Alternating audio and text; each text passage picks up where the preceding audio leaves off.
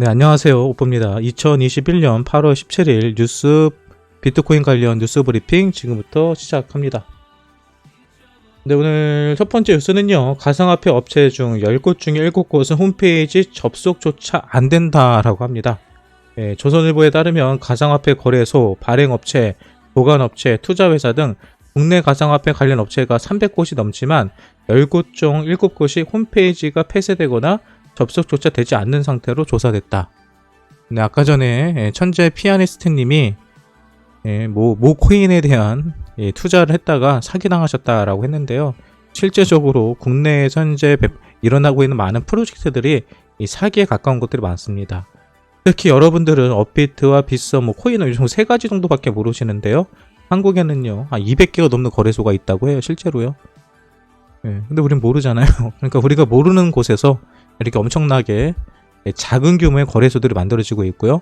그런 거래소들이 하루아침에 사라졌다가 다시 생겨나는 일도 발생되고 있습니다.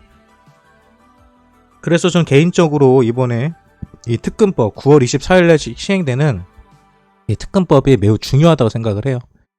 물론 여러 가지 부작용은 있을 겁니다. 하지만 이건 어쩔 수 없이 있어야 되는 법이에요. 그래서 저는 이 특근법이 됐을 때 과연 몇 개의 거래소가 살아남았을지도 상당히 궁금하긴 하고요. 물론 우리가 지금 생각하고 있는 빅4 거래소들은 살아남을 겁니다. 어떤 분들이 업비트 사라지면 어떡해요, 빗썸 사라지면 어떡해 걱정하시는데 여러분 절대 걱정하지 않으셔도 돼요. 우리가 생각하는 것 이상으로 이 거래소들은요, 자금력이 빵빵합니다. 얼마든지 커버할 수 있어요. 관련된 거 이따가 살펴보시면 좀 더 관련된 내용이 있을 거예요. 그때 설명드리도록 하겠습니다.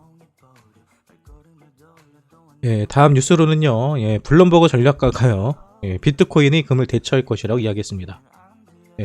블룸버그 인텔리전스 소속 시니어 상품 전략가 마이크 맥글론이요, 미국 규제 당국의 방해에도 불구하고 비트코인이 금을 대처하고 있다라고 말했습니다. 실제로 많은 사람들이 비트코인 또는 암호화폐를 가치 저장 수단으로 현재 사용하고 있습니다. 그리고 금 같은 경우는 우리가 현금화가 어렵다, 그리고 보관이 어렵다라는 단점이 있거든요. 그래서 금을 가지신 분들은 별도의 금고를 보관하거나 또 실제로 이동하거나 처리하는데 많은 시간과 비용이 들죠. 근데 이 비트코인이나 암호화폐 같은 경우는 그럴 필요가 없죠. 이송하기도 편하고요, 또 이동하기도 편하고요. 무엇보다도 보관의 편의성이 있습니다. 그리고 현금화하는 것도 순식간에 할 수가 있죠. 근데 금 같은 경우는 우리가 큰 금액의 금을 팔겠다 그러면은 함부로 팔 수도 없잖아요. 팔기 위해서는 금 거래소 거쳐야 되고요. 그리고 현금화하는 데 여러 가지 복잡한 절차들이 있습니다. 그래서 현재 실제로 많은 부자들은 이 금을 대체해서 암호화폐나 비트코인을 자신들의 금융 자산으로 사용하는 경우가 현재 많이 늘어나고 있어요. 그래서 이 시장이 결코 망하지 않을 거라고 우리가 예상해 볼 수 있는 한 가지 근거가 되기도 합니다. 다음 뉴스 볼게요. 갤럭시 디지털이요, 미국 SEC에 비트코인 선물 ETF를 신청했대요. 근데 갤럭시 디지털 같은 경우는 이미 이전에도요, 계속 그 SEC에 비트코인 ETF에 관련된 그 신청을 해왔거든요. 왜 보시는 것처럼 4월 달에도 이미 비트코인 ETF를 신청한 바가 있습니다. 근데 이번에 또 신청을 했는데요, 이번에 신청한 거는요, 좀 가능성이 높아요. 왜 그러냐면 SEC 위원장인 게리 겐슬러가 얼마 전에 자신의 인터뷰에서 이 투자법을 합법적으로 규제를 안에 들어와 있다면 비트코인 ETF가 통과되지 못할 이유가 없다라고 얘기를 했죠. 근데 그 법이 바로 투자회사법 1940이라는 법입니다. 근데 이번에 갤럭시 디지털에서 SEC에 신청한 ETF는요, 바로 투자회사법 1940을 따라서, 다시 말해서 SEC 위원장 게리 겐슬러가 말했던 이 규제에 맞게, 그 서식에 맞게 ETF를 신청했다는 거죠. 그래서 이번에는 저 ETF가 통과될 가능성이 크고요. 많은 사람들은 내년쯤이면 비트코인 ETF가 통과될 거다라고 얘기를 하는데요. 저는 개인적으로 올해 안에 보고 있습니다. 빠르면 이번 달에도 ETF 통과될 가능성이 좀 있다고 봐요. 뭐 불가능이 없으니까요. 그리고 항상 어떤 호재라든지 어떤 강력한 이런 계약들은요, 어떤 이런 호재들은 생각지도 못한 시기에 터지곤 했거든요. 저는 그래서 개인적으로 빠른 시일 안에 ETF가 통과되는 모습을 우리가 볼 수 있지 않을까 이렇게 기대하고 있습니다. 좀 지켜보시죠. 어떻게 될지요. 네, 그리고 포브스가요, 블록체인 기업 고용 급증을 했다고 하네요. 네, 그러면서 이제 블록체인 기업들이 최근에 118%나 많은 고용인들을 만들고 있다고 합니다. 그러니까 고용인들을 고용하고 있다고 하죠. 네, 우리가 사람을 계속 뽑는다는 소리는 그만큼 그 시장이 앞으로 발전할 가능성이 있기 때문에 또 시장의 파이를 키우기 위해서 새로운 인원들을 충원한다는 것을 알 수 있죠.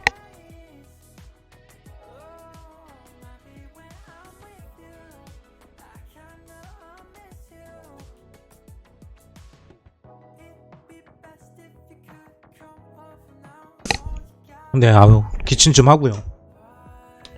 죄송합니다.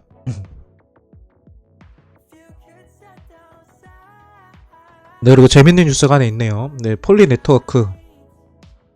네, 얼마 전에 6억 달러 이상을 해킹 당했던 폴리 네트워크에서요.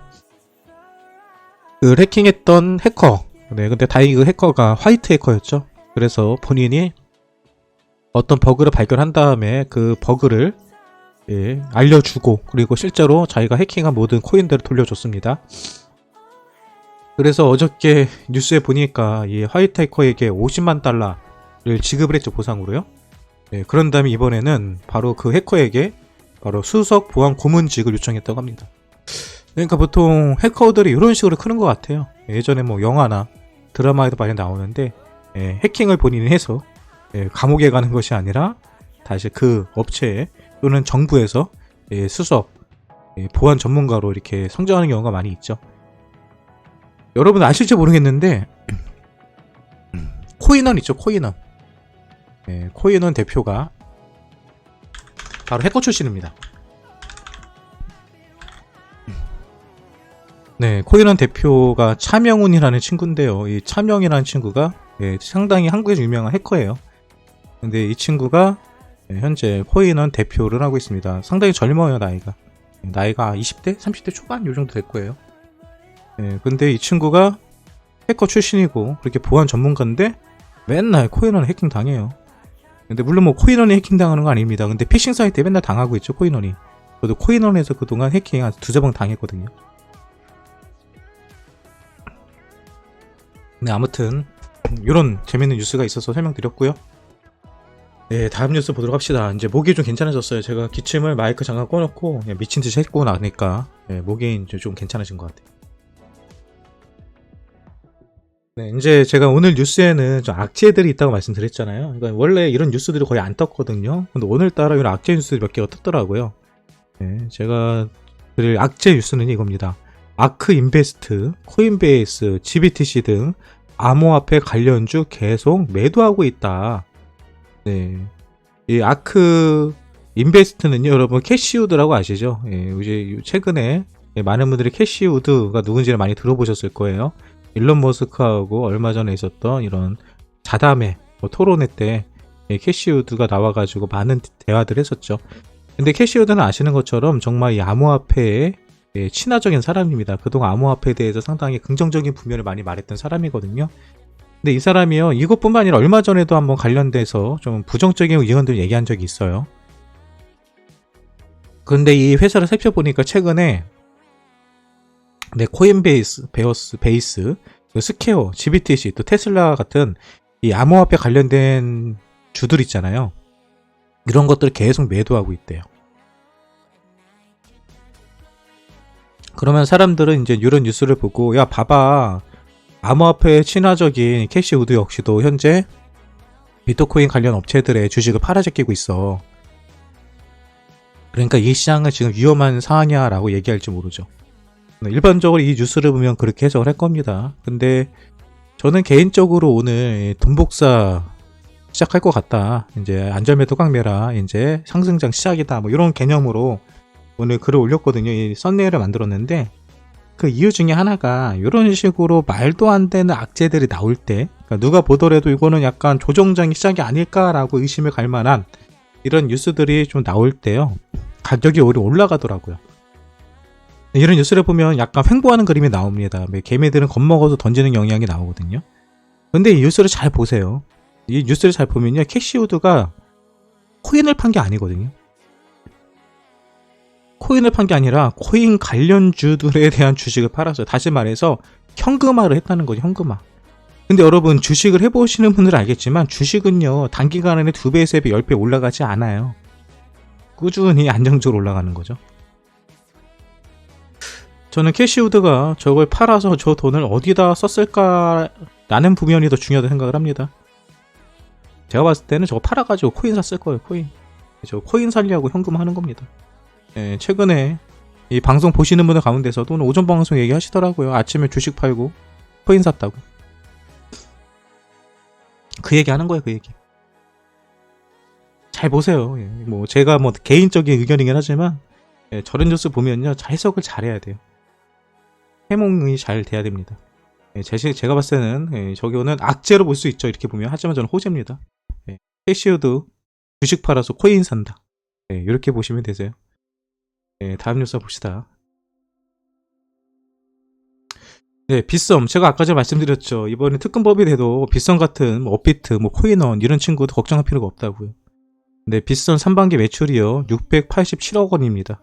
예, 작년도 대비 6배 올랐어요. 네, 빗썸 코리아가 올 상반기 매출을 687억 원을 기록했다. 전년 동기 대비 569% 증가한 수치다. 지난해 2185억 원의 매출을 기록한 빗썸 코리아가 상반기에만 전년 매출의 3배가량 기록한 것. 아울러 단기 순이익은 전년 동기간 대비 1104%가 증가했습니다. 그리고 단기 순이익이에요. 매출이 아닌 순이익이 얼마예요? 네, 6033억 원. 그리고 빗썸 코리아의 자산이 얼마에 2조에 2조 5776원. 예, 순자산 총액은 1조 291원입니다. 예, 여러분 뭐 걱정하지 마세요. 예, 얘네들 안 망합니다. 여러분, 빗썸이 이 정도인데 업비트는 어떻겠어요? 예, 뭐 코인원은 여기보다는 약간 더 떨어지겠죠. 하지만 코인원도, 예, 그렇게 걱정할 만한 업체가 아닙니다.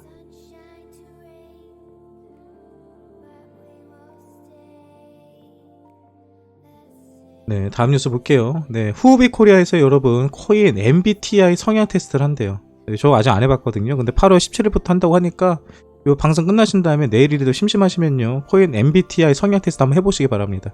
재밌을 것 같아요. 저도 한번 해보려고요. 네, 이것도 악재거든요. 애널리스트 최근 BTC 강세 지난해 연말과 다르다 라고 하면서 또 약간 우리 겁주는, 예, 기사가 하나 떴어요. 잘 볼게요. 이 뉴스를 잘 볼게요. 네, 크라켄. 예, 크라켄은 미국에 있는 이 거래소입니다. 여기에서 리서치 총괄인, 예, 피트 슈미스턴이라는 사람이요, 예, 이렇게 트위터에 글을 올렸습니다. 최근 BTC 강세 랠리가 지난해 연말과 비교되곤 있지만 자세히 들여다보면 그때와 지금은 확연한 차이점이 존재한다고 진단했다. 이와 관련해 최근 BTC 가격이 한 달 사이 2.9만 달러에서 4.8만 달러까지 가파르게 상승했지만 그레이스케일 비트코인 신탁에 대한 관심도와 매수세는 2020년 연말보다 못하다. BTC 가격은 10%대의 마이너스 프리미엄을 나타내고 있으며 이후 기간 투자자인 BTC 투여 수요가 예전보다 감소했다는 것을 의미한다. 예, 또 최근 BTC가 3만 달러에서 4.8만 달러까지 상승하는 동안 BTC의 선물 시장 내 미체결 약정 규모는 지속적으로 감소했고 펀딩비는 상대적으로 낮은 수준을 유지했다. 이는 지난해 연말과 비교하면 확연하게 다른 부분이라고 강조했다. 이렇게만 보면, 야, 지난 연말보다 올해는 아무래도 이 가격은 올라가고 있지만은 그런 불장 분위기는 아니겠구나 라는 생각을 할 수밖에 없죠. 근데 여러분들은 이 기사를 볼 때요, 잘 생각해 보셔야 돼요. 이 기사에는요, 이 사람이 논리에는 한 가지 함정이 있습니다. 그리고 잘못된, 예, 추론이 있죠. 예, 제가 여러분들에게 방송을 하면서 그런 얘기를 많이 해요. 예, 작년과 올해, 예, 비트코인 시장은 극과 극이다 라는 얘기를 많이 합니다. 작년에는 비트코인에 관해서 전혀 관심도 없던 사람들이 올해 들어서 엄청나게 비트코인에 많이 투자를 하고 있다라고 얘기를 해요. 근데 그 얘기는요, 비트코인 같은 경우는 좀 더 빨리 그 투자세가 들어왔습니다. 그게 비트코인 같은 경우는 2020년 9월달부터 9월달 10월달부터 랠리가 시작됐거든요. 물론 그때 알트들은 올라가지 않았어요. 알트들은 2021년 2월에서 3월달부터 투자 금액이 많이 들어오고 불장이 시작됐지만, 비트코인 같은 경우는 2020년 8월에서 9월 정도, 이때부터 올라갔다고 보시면 되세요. 그건 차트를 보시면 아실 겁니다. 근데 여기에서 한 가지 오류가 뭐냐면요, 우리가 처음에 어떤 걸 투자를 하잖아요. 어떤 자금 투자할 때는요, 처음 투자할 때는 당연히 비중이 클 수밖에 없어요. 내가 오늘 만약에 비트코인을 산다 그러면 처음에는 내가 가지고 있는 돈이면 60%, 70%, 50%가 들어갈 수가 있겠죠. 그리고 나서 시장을 보면서 처음에 들어갔던 첫 번째 시드하고요, 두 번째로 들어가는 시드하고는요, 당연히 차이가 날 수밖에 없는 거예요. 근데 첫 번째 시드가 들어간 다음에 두 번째 시드도 거의 첫 번째 시드만큼 들어간다? 그러면 엄청나게 투자 많이 한 거거든요. 근데 여기서 말하는 거는 작년에 초창기, 그러니까 미국이나 유럽 쪽에서 처음으로 비트코인에 기관들이 투자하기 시작하는 그 기간 때 들어왔던 자금하고요, 그 이후에 추가적으로 들어가는 자금하고 비교하고 있는 거예요. 당연히 처음에 투자한 게 훨씬 커지죠. 근데 거기에 비교될 정도로 한다면 추가적으로 들어가는 투입되는 물량도 만만치 않단다는 얘기거든요. 이거 엄청나게 반대로 보셔야 돼요. BTC 강세가 지난해 연말보다 다르다가 아니라 지난해 연말하고 비견될 정도로 엄청나다라고 보는 게 맞습니다. 이게 되셨나요? 제가 하는 말이 어떤 얘기인지? 초창기 투자하는 자본하고 추가적으로 투자하는 자본하고는요, 엄연히 차이가 날 수밖에 없는 거예요. 그래서 저는 요 기사 잘못 이해하면요, 지금 작년에는 그러면 막 올라갔는데 올해는 가격 올라가고 있어도 작년이랑 다르다고 하니까 이거 전체적으로 매수세가 떨어진 건가? 이거 현재 상승세가 약해진 건가? 이렇게 착각하는데 아닙니다. 엄청나게 강한 거예요, 이거. 다음 뉴스 보도록 할게요.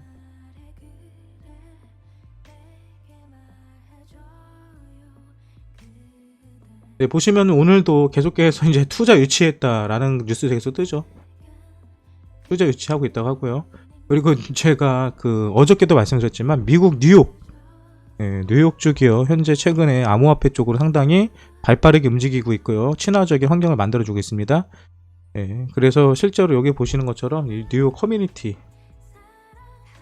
뱅코프가 미국의 대형 뉴욕 커뮤니티 뱅코프가 블록체인 대출 기업 피규어 테크놀로지와의 전략적인 파트너십을 체결했다. 쉽게 말해서 뉴욕 쪽에서 대출을 받을 때 이 업체를 통해 가지고 추가적인 암호화폐 관련된 투자 대출을 받을 수 있는 이런 것들을 이제 구축하고 있다는 얘기입니다. 이거 관련된 내용들도 많이 나와요. 비슷한 내용들이 대출에 관해서. 아무튼 이런 호재가 현재 뉴욕에서 진행되고 있다고 보시면 될 것 같고요. 그리고 비트코인 채굴, 요즘 채굴자들, 채굴업자들이 상당히 비트코인 채굴기를 추가 발주하고 계속해서 설치하고 있다는 기사를 하루도 빼놓지 않고 매일 볼 거예요. 근데 그럴 수밖에 없는 게 채굴 수익이 지금 계속 늘어나고 있다는 거죠. 그리고 어제도 말씀드렸지만 최근에 비트코인 채굴기를 계약을 한다는 건 앞으로 2년 뒤에 사용할 수 있는 거고 2년 뒤에 돈을 벌기 위해서 투자하는 거거든요. 기계를 만드는 데도 시간이 들고 그거를 보내는 데도 시간이 들고 그 땅을 사고 설치하고 기반 시설을 만드는 데도 시간이 들기 때문에 단기간인 수익을 보고 투자하는 거는 채굴 사업이 아닙니다. 최소 1년에서 2년을 보고 투자하는 건데 현재도 57% 이상이 증가했고 앞으로 2, 3년 뒤에 더 크게 비트코인 가치가 올라갈 것을 보고 이제 많은 기업들이 투자하고 있다는 거, 이것도 생각해 보시기 바랍니다. 보시면은 MOU 체결, $150만 시드 투자 유치, 이런 거 계속 나와요, 지금. 그러니까 코인과 관련된 모든 업체들, 프로젝트들은요, 돈이 몰리고 있다는 거 생각하면 될 것 같고요. 그리고 라인페이는 네이버 페이 맞죠? 라인링크. 이쪽에서 가맹점에 결제 지원을 한다는 이런 뉴스도 떠오고 있고요. 그리고 요거는 좀 재밌는 뉴스라서 볼게요. 10만원 현금 사용 금지. 정세균 현재 전 구미총리죠. 지금 이게 뭔가 무슨 얘기인가 봤거든요. 여러분 앞으로요 현금 10만원 이상 못 쓴대요. 일단은 한 100만원까지 현금을 쓰게 해주고요. 그 이후부터는 현금 사용 금지입니다.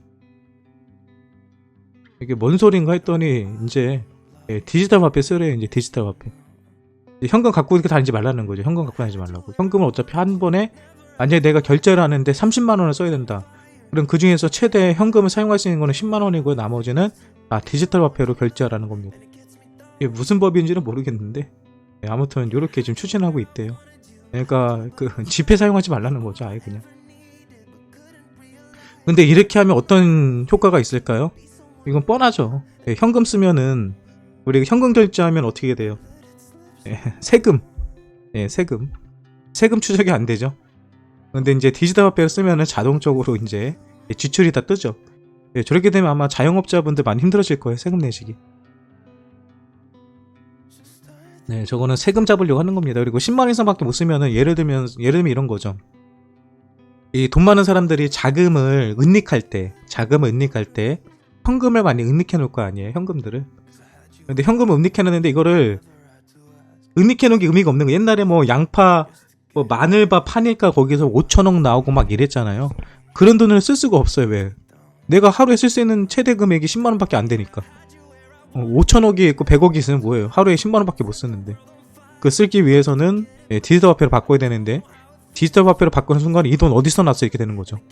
이 돈 어디서 났어? 이렇게 되는 거죠. 그러면 다 출처를 밝혀야 되죠. 그러니까 이거 범죄 응닉되는 뭐 자금들 뭐 불법적인 뭐 자금들 다 막겠다는 소리거든요.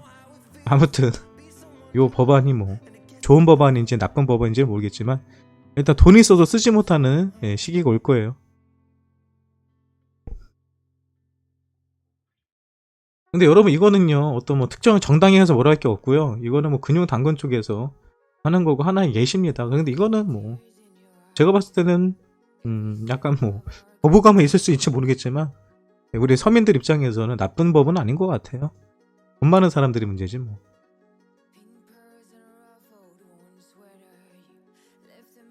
또 어떤 뉴스가 있을까요? 네, 바이낸스, 뭐 트론, 플로우, 리스크, 하드포크를 지원한다. 여러분 요거 관련해서 좀 얘기 좀 드릴까요? 좀 재밌는 얘기? 제가 재밌는 얘기를 좀 드릴게요.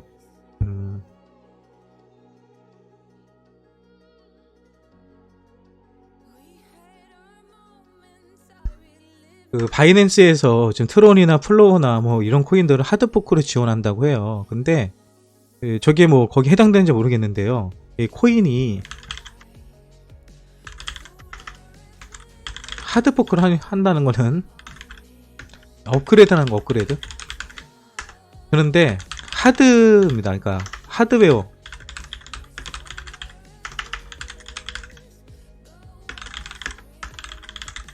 더 쉽게 말하면요. 우리가 업그레이드 한다 그러면 그냥 똑같은 컴퓨터에 뭐 윈도우만 뭐 바꿔 끼면은 또는 뭐 조금만 업데이트를 하면은 업그레이드가 된다 생각을 하잖아요. 근데 코인 같은 경우는 이렇게 하는 게 아니고요. 이렇게 보시면 돼요. 냉장고. 아니다. 컴퓨터로 할게요. 286. 옛날에 286 세대가 있어서요. 486으로 바꾼다. 업그레이드로 안 되죠. 컴퓨터로 바꾸는 거죠. 이 코인은요, 하드포크 한다 그러면요, 코인을 바꾸는 거예요. 그러니까 기존에 A라는 코인이 있는데 하드포크를 하면은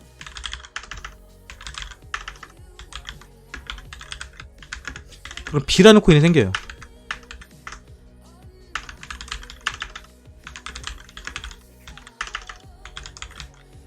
그럼 A라는 코인은 못 쓰는 거예요. 그때부터는 A라는 코인은 사라지고 없애버리고 B라는 코인을 완전히 1대1로 교체를 해버리는 거거든요. 그런데 거래소에서 하드포크를 지원 안 하잖아요. 어떻게 될까요? 그러면 A라는 코인과 B라는 코인이 두 개가 다 존재가 하게 됩니다. 근데 이런 경우가 실제로 코인판에 생겨요. 그래서 똑같이 이름은 A 코인인데 어느 거래소에서는 거래소에 따라서 A 코인을 취급하는 곳이 있고요. 하드포크된 B라는 코인을 취급하는 곳이 있어요. 이렇게 되면 어떤 현상이 일어나느냐? A코인은 200원인데 B코인은 뭐 400원 뭐 이렇게 되는 경우가 생겨요. 근데 거래소에서 하드포크를 지원 안 해주면 이러거든요. 예전에 뭐 지금은 스와이프가 하드포크가 지원되는지 모르겠는데 스와이프가 그래요. 예전에 제가 있을 때 한 몇 달 전 얘기예요. 지금 모르겠어요. 확인 안 해봐가지고. 그러니까 바이낸스에도 스와이프가 있고 업비트에도 스와이프가 있는데 두 개의 가격이 차이가 나요. 얘는 500원이고 얘는 300원이야. 똑같은 스와이프인데 근데 그러면 우린 가격 차이가 나면은 스와이프를 더 비싼 곳으로 옮겨가지고 거기서 팔면 되잖아요. 근데 못 팔아요. 왜? 두 개 코인이 다른 코인이에요. 실제로는. 이름은 같은데. 예. 그래서 그 거래소에서 하드포크를 지원해주느냐 안 해주냐가 상당히 중요한 거거든요.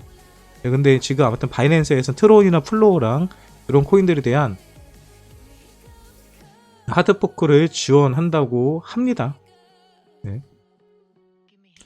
그래서 이런 뭐 경우도 있다. 왜 똑같은 코인인데 각각 거래소들마다 왜 전혀 전송도 안 되고 서로 호환이 안 되냐 뭐 이런 질문하시는 분들도 있는데 그거는 서로가 하드포크 지원 안 해서 그런다.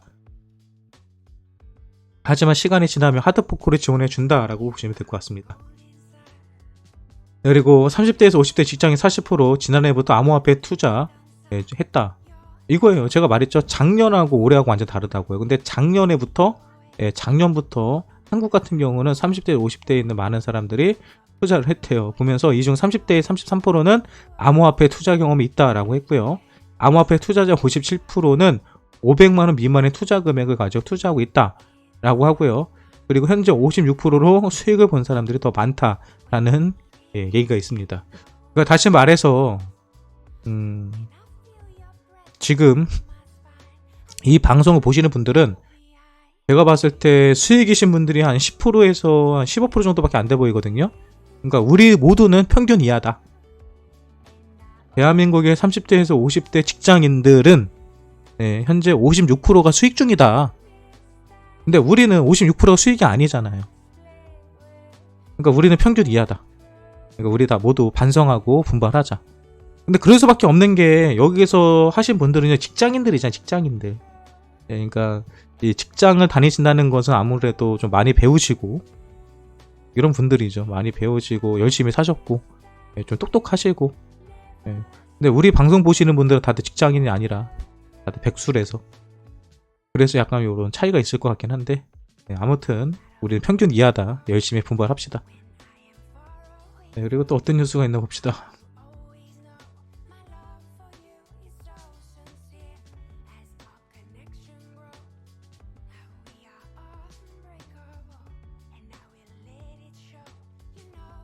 특별한 뉴스들이 없네요. 미국 자산 운용사 CBOE 베스트 파이낸셜에서요 비트코인 펀드를 출시했대요. 미국 소재 기관 투자자 중심인 자산 운용사 베스트 파이낸셜이 비트코인 펀드를 출시했다고 합니다. 여러분 이런 기사들이 상당히 큰 호재가 되는 거예요. 기관 투자자들을 대상으로 펀딩을 하는 회사가요. 바로 비트코인 펀드를 출시했다는 소리는 이 돈 많은 사람들이 비트코인에 투자할 수 있도록 여건을 만들어 냈다는 거죠. 그러니까 뭐 이런 것들은 당연히 호재 중에 호재라고 볼 수 있습니다. 그리고 라인 산하 거래소 비트포인트가 한국어 서비스 제공 중단. 이거는 특허법 때문에 그래요.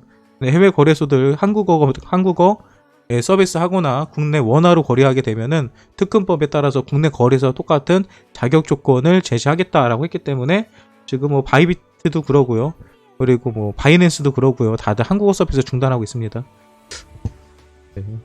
라인 산하 비트프론트 역시도 같은 이유로 현재 한국어 서비스 중단하는 거예요. 그리고 특근법 시한 신고 기한 한 달 남았는데 신고 요건 거래 아직도 충족하는 거래소 하나도 없다. 어저께 제가 관련된 분석해드렸죠. 그 내용 참고해 보시기 바랍니다. 그리고 계속 투자 유치 관련된 거 10억 달러 돌파했다. 이런 기사들을 이제 넘어갈게요. 그리고 이제 뱅크 오브 아메리카에서요 뭐라고 했냐면 코인베이스의 목표는 암호화폐 분야에서 아마존이 되는 것이나 아직 갈 길이 멀었다며 회사의 수익의 95%를 차지하는 암호화폐 거래 수수료에 대한 이준도를 낮추고 사업을 다각화한다고 말했다. 저는 이 뉴스를 보면서 어떤 생각을 했냐면요. 너무나도 당연한 얘기를 한 것 같아요. 아마존이 뭐 지금의 아마존이 되기까지 1, 2년이 걸린 게 아니죠. 여러 가지 시행착오를 겪었을 거고요. 그리고 그런 가운데서 지금의 아마존이 됐을 겁니다. 코인베이스 역시도 마찬가지죠. 코인베이스가 아마존이 되기 위해서는 앞으로 갈 길이 멀어요. 그리고 저는 코인베이스가 암호업계의 아마존이 될 수 있다고 생각을 합니다. 근데 이 이야기는요, 다시 말해서 여러분, 우리가요 지금 아마존 초창기 때 아마존 주식을 할 수 있는 기회라고 보시면 되는 거예요. 이 시장이 그 정도로 초기 단계다라고 보시면 됩니다. 그러니까 지금은 사실 여러분 없어지지 않을 코인들, 우리가 존버할 수 있는 코인들만 사놓으시면요, 시간이 지나면요 그냥 돈 복사 되는 겁니다. 이 좋은 기회를 여러분들은 갖고 계신 거예요. 초창기 아마존 주식을 살 수 있다, 이렇게 보세요 한번. 자, 그리고 여러분 요런 것도 재밌어요. 셀시우스, 제가 방송하면서 셀시우스에 관련된 거를 여러 번 말씀드렸는데요. 이건 디파이입니다. 디파이는 어떤 거냐면 대출 디파이예요. 내가 그 비트코인을 가지고 있어요. 그럼 비트코인을 가지고 있으면은 비트코인을 맡겨요. 그러면은 비트코인을 맡겨주면서 거기서 그걸 가지고 대출을 해줍니다. 현금으로 대출을 해줘요. 그런데 재밌는 거는요, 이자율이요 0%입니다. 보통 우리가 대출 금리를 받으면, 대출 금리라는 게 있잖아요. 그러면은 뭐 지금 뭐 우리가 전세자금 대출이나 뭐 이런 거 받아도 보통 3%, 뭐 4%대, 저금 2%대 받잖아요. 근데 암호화폐에서는요, 암호화폐를 맡겼는데 나한테 이자를 하나도 안 받아가요. 그리고 나서도 돈을 빌려줘요. 그래서 이자율이 0%예요.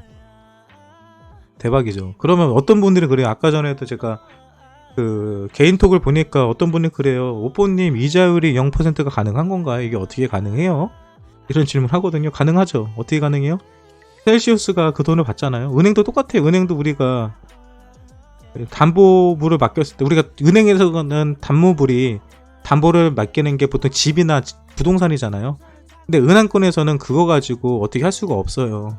돌릴 수가 없잖아요. 은행 가지고, 은행에서 우리가 맡긴 담보물 가지고 어떻게 굴려서 수익을 낼 수 있는 방법이 없거든요. 그러니까 이자를 받는 거예요. 그런데 비트코인이나 암호화폐는요, 그게 아니에요. 암호화폐나 비트코인을 우리가 담보로 맡기면요, 이 셀시우스에서 그 담보물을 가져가지고요, 그거 가지고 자기네들이 자금을 운용할 수가 있죠. 자금을 그 코인 가지고 뭐 단타도 칠 수 있을 거고, 랜딩 서비스를 할 수 있을 거고, 아니면 디파이를 할 수도 있을 거고. 그러니까 그런 식으로 해갖고 자기네들이 알아서 이자를 챙겨가는 겁니다. 그러니까 서로 좋은 거죠. 셀시우스 입장에서도 자기네들이 큰 암호화폐 비트코인을 가지고 매매라든지 디파이라든지 투자할 수 있는 기회가 생기는 거고, 그리고 여기서 대출을 받은 사람 입장에서는 이자 한 푼도 안 내고, 그리고 돈을 빌릴 수 있다는 이런 장점이 있는 겁니다. 그래서 이자율이 0%가 가능하다, 이렇게 보시면 되세요. 뭐 간단한 얘기입니다. 네, 그리고 이제 미국의 화장품 제조업체 중에 하나인 리저브 앤 컴퍼니에서요, 자기네 제품을 사면은 제품 가격에 해당하는 50%에서 75%의 자체 발행 암호들을 캐시백으로 준대요. 국내 같은 경우도 여러분 이런 거 있습니다. 예스24. 예스24에서도요, 어떤 책을 사시잖아요. 그러면 포인트를요, 예스24 코인으로 받을 수가 있어요. 이걸 캐시백으로 주거든요. 그걸 활용할 수 있습니다. 여러분들 뭐 예스24에서 책 사시는 분들 그거 활용해 보세요. 참고로 예스24의 코인은요, 오브스에서 만들어졌습니다. 오브스의 기술력으로 만들어진 코인이 예스24 코인이에요. 중간에 오브스 홍보 잠깐 해드렸고요.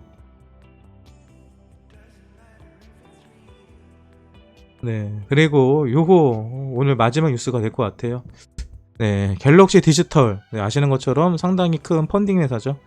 근데 이 회사에서 뭐라고 했냐면요, 에이다보다 루나나 솔라나가 더 좋은 코인이다 라고 했습니다.